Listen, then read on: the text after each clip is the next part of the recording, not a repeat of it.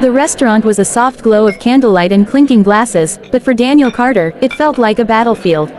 His palms sweated as he smoothed the worn collar of his best shirt, the one he'd ironed twice to hide its frayed edges. At 38, a single dad to a 6-year-old daughter, he hadn't been on a date in years, not since his wife, Emily, passed away 3 years ago.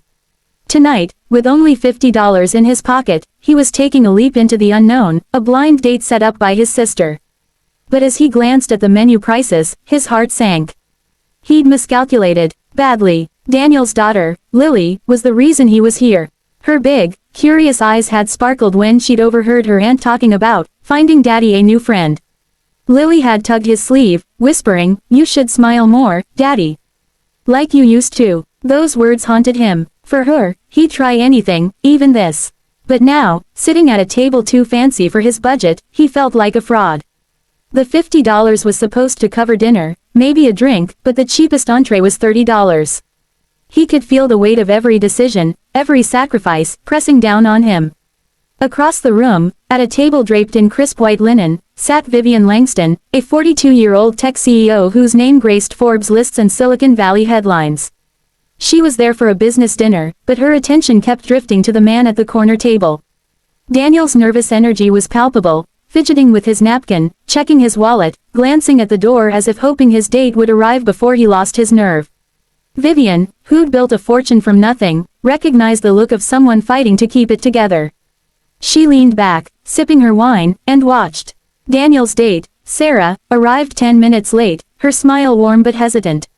She was a kindergarten teacher, kind-eyed and unassuming, with a laugh that put Daniel at ease.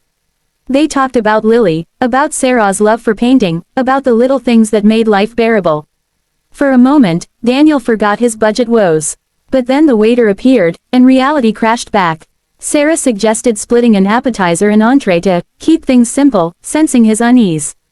Daniel nodded, grateful, but his pride stung. He wanted to treat her, to feel like he could still be someone for someone.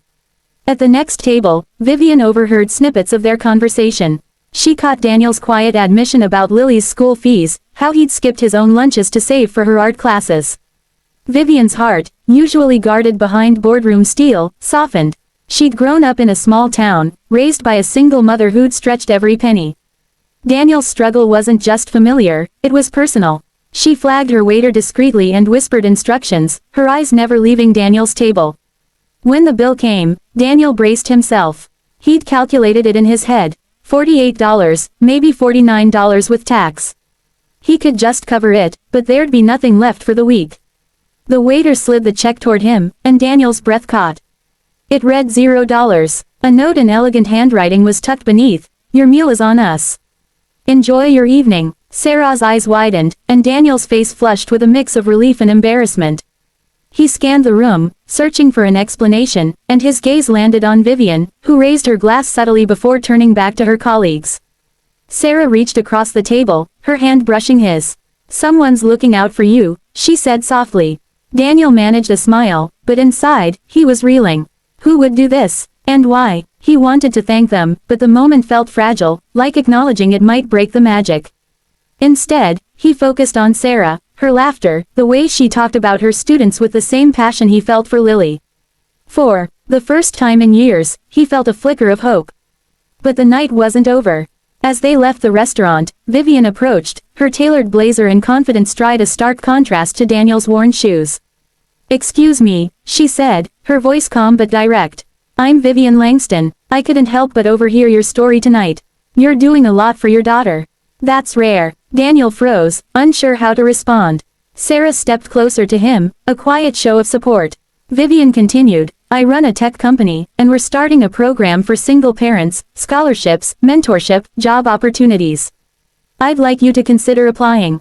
For Lily's sake." She handed him a business card, her eyes kind but piercing. "You're not alone in this." Daniel's throat tightened. He wanted to protest, to say he didn't need charity, but the weight of Lily's future stopped him. "Thank you," he managed, his voice barely above a whisper. Vivian nodded and walked away, her heels clicking against the pavement. The next few weeks were a whirlwind. Daniel applied for the program, skeptical but desperate. To his shock, he was accepted, not just for a scholarship for Lily, but for a part-time job at Vivian's company, with flexible hours and training in tech support. It wasn't glamorous, but it paid better than his current gig as a delivery driver.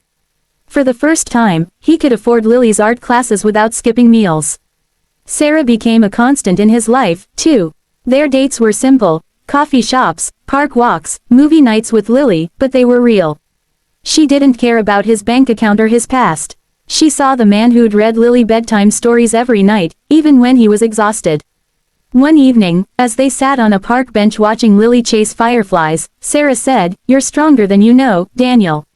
You're enough." Those words hit harder than he expected. For years, he'd felt like he was failing Emily's memory, failing Lily, failing himself. But Sarah's belief in him, coupled with Vivian's unexpected kindness, shifted something. He started to see himself not as a struggling single dad, but as a man rebuilding a life for his daughter. Vivian, too, found herself changed. She'd spent years chasing success, building walls around her heart to protect it from her own humble beginnings. But watching Daniel and Sarah, hearing their quiet resilience, reminded her why she'd started her company in the first place: to make a difference, not just a profit. She expanded the single-parent program, pouring her own money into it, and invited Daniel to speak at its launch. Standing before a small crowd, he shared his story: not just the struggles, but the hope, the kindness of strangers, the love that kept him going.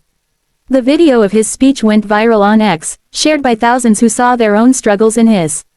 Comments flooded in. "This is what humanity looks like. Single parents deserve this kind of support. Vivian Langston is a hero." Daniel read them with Lily curled up beside him, her crayons scattered across the table. "Daddy, are you famous now?"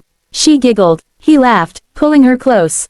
"No, kiddo. Just lucky." By the end of the year, Daniel's life looked different. He and Sarah were planning a small wedding, with Lily as the flower girl. His job at Vivian's company gave him stability, and Lily's art was displayed at a local gallery, thanks to a teacher who'd seen her talent. Vivian, meanwhile, found herself mentoring more parents like Daniel, her boardroom softened by a newfound purpose. The story of that night in the restaurant became a touchstone for them all. For Daniel, it was the night he learned to accept help without shame. For Sarah, it was the night she saw a man's heart, not his wallet. For Vivian, it was the night she remembered that wealth wasn't just money, it was connection, impact, hope. Inspiring message: life doesn't always give you what you expect, but it often gives you what you need, sometimes through the kindness of strangers, sometimes through the courage to keep going. No matter how heavy the load, you're never truly alone.